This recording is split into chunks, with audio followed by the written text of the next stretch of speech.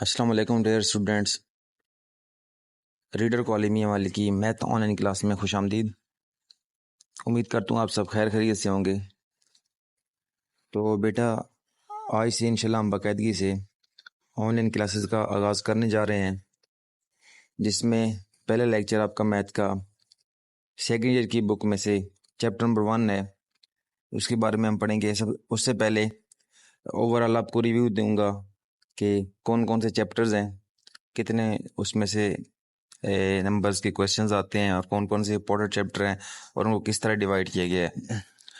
तो बेटा, second year math में टोटल 7 चैप्टर हैं। पहले चैप्टर है फंक्शंस एंड लिमिट्स। इस चैप्टर में हम फंक्शंस के बारे में पढ़ेंगे, लिमिट्स के बारे में पढ़ेंगे। सेकंड चैप्टर है डिफरेंशिएशन, इसको डेरिवेटिव का चैप्टर भी बोला जाता है। थर्ड चैप्टर है इंटीग्रेशन, इसको एंटी डेरिवेटिव भी बोला जाता है। फोर्थ चैप्टर है introduction to analytical geometry. 5 chapter है linear inequalities and linear programming, इसमें हम इक्वेशंस के बारे में पढ़ेंगे, लाइंस की, और उनका ग्राफ ड्रा करना सीखेंगे। चैप्टर नंबर 6 है कॉनिक सेक्शन और चैप्टर नंबर 7 है वेक्टर्स।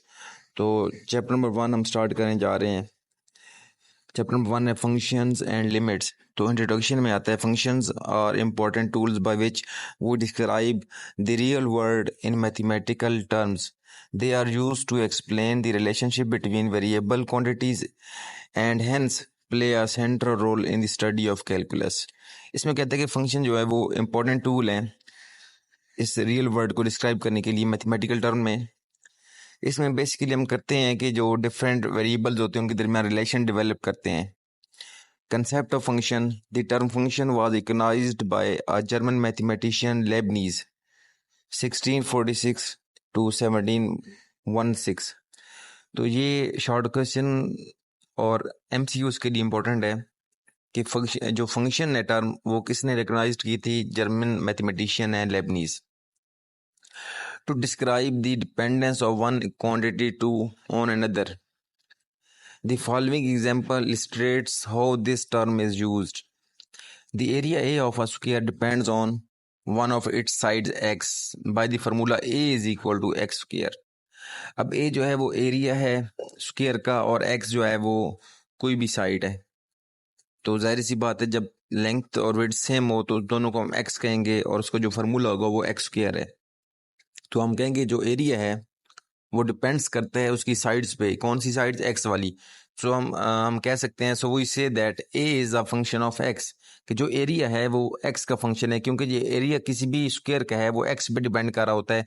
अगर हम x यानी कि उसकी लेंथ और विड्थ बढ़ा देंगे तो एरिया बढ़ जाएगा, अगर उसकी लेंथ और विड्थ कम हो जाएगी तो एरिया भी उसका कम हो जाएगा। लिहाजा जो एरिया है वो डिपेंड कर रहा है उसकी साइड्स पे, और साइड्स यहाँ पे क्या है? x है।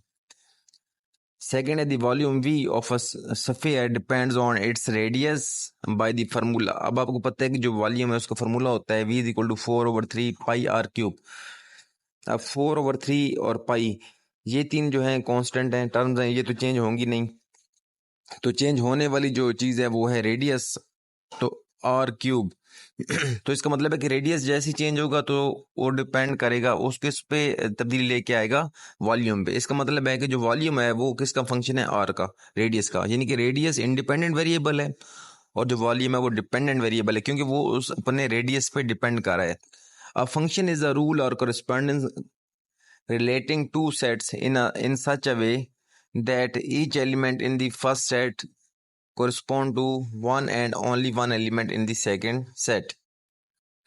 तो बेसिकली ये कह रहे हैं कि फंक्शन जो है एक रूल है या एक कॉरेस्पॉन्डिंग है, रिलेशन है, ऐसी रिलेशन जिसमें दो सेट इन्वॉल्व होते हैं और जो पहला सेट होता है वो कॉरेस्पॉन्ड करता है one and only one element in the second set. यानी कि जो पहले सेट का हर एलिमेंट होगा वो दूसरे सेट के एक ही एलिमेंट को जाके कम्यूट करेगा या उसको मैप करेगा। अब प्रॉपर डेफिनेशन है फंक्शन डोमेन एंड रेंज की। A function F from a set x to set y is a rule or correspondence that assigns to each element x in x a unique element y in y। The set x is called domain of f। इसका मतलब है कि function जो है f from set X to set Y is a rule और correspondence. ये ऐसा rule है that assigns to each element X small X in capital X a unique element small Y in capital Y. वो कहते हैं कि जो capital x set है उसका हर एलिमेंट कैपिटल वाई वाले सेट के साथ कम्यूट करेगा, तो यूनिक एलिमेंट के साथ कम्यूट करेगा, यानी कि हर एक एलिमेंट की वैल्यू वाई वाले में यूनिक होगी।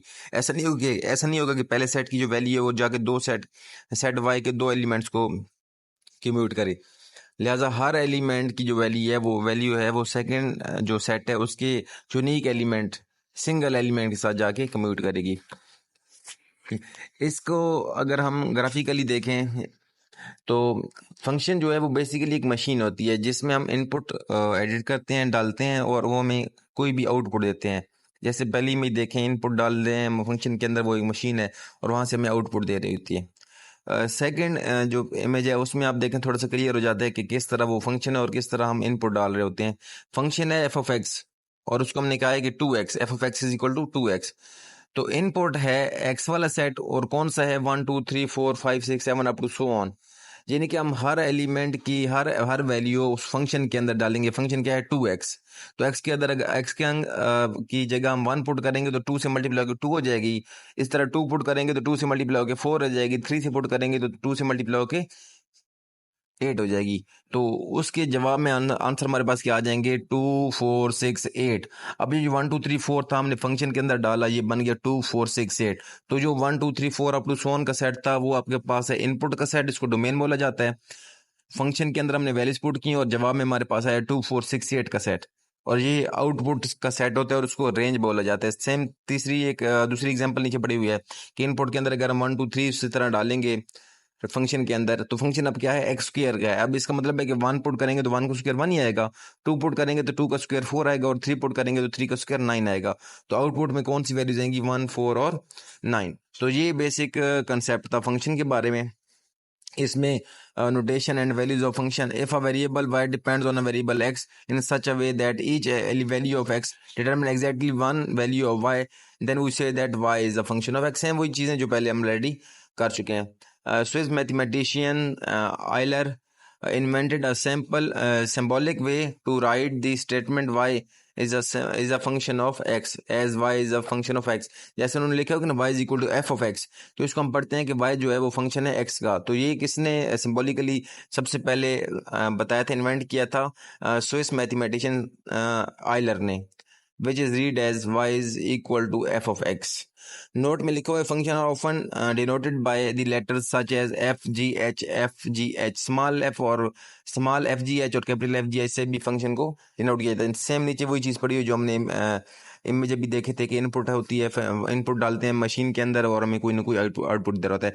The variable X is called the independent variable of Y and of F and the variable y is called the dependent variable. ये भी ऑलरेडी मैंने डिस्कस ऊपर किया है कि जो x होता है वो इंडिपेंडेंट वेरिएबल होता है क्योंकि उसकी वैल्यू चेंज हो रही होती हैं और उसकी वैल्यू चेंज होने से y की वैल्यू ऑटोमेटिकली चेंज होती है, तो y जो होता है वो डिपेंडेंट वेरिएबल होता है। We shall only consider the function in which the variable are real numbers and we say that f is a real valued function of real numbers। वो कहते हैं कि for now onward we shall only consider the function in which the variable are real number। वो कहते हैं कि वो हम तमाम उस तरह की फंक्शंस के बारे में पढ़ेंगे, डिस्कस करेंगे जिसमें जो आपके पास वेरिएबल्स हैं वो कहाँ से होंगे, रियल नंबर से होंगे, तो इसी वजह से उनको रियल वैल्यूड फंक्शन भी बोला जाता है। इसी तरह इसकी एग्जाम्पल नंबर 1 है कि given F of X is equal to X cube minus 2x square plus 4x minus 1। अब ये आपके पास एक फंक्शन है F of X is equal to X cube minus 2x square plus 4x minus 1। तो आपने इसके अंदर इनपुट डालनी है डिफरेंट और उसका रिजल्ट निकाल के देना है। तो पहला आपके पास क्या है कि एफ ऑफ 0, यानी कि x की जगह अब आपने 0 पुट करके इनपुट डालनी है, तो उसका आउटपुट क्या आता है वो हमने देखना है। इसी तरह एफ के अंदर एक्स के अंदर 1 पुट करना है, दूसरे पार्ट में तीसरे पार्ट में हमने -2 पुट करना है, चौथे पार्ट में 1 प्लस एक्स पुट करना है और इसी तरह ऑनवर्ड। तो जो उसका पहला पार्ट है यानी कि x की जगह हमने 0 पुट करना है, इनपुट अब हमारे पास क्या है 0 है, x की वैल्यू क्या है 0।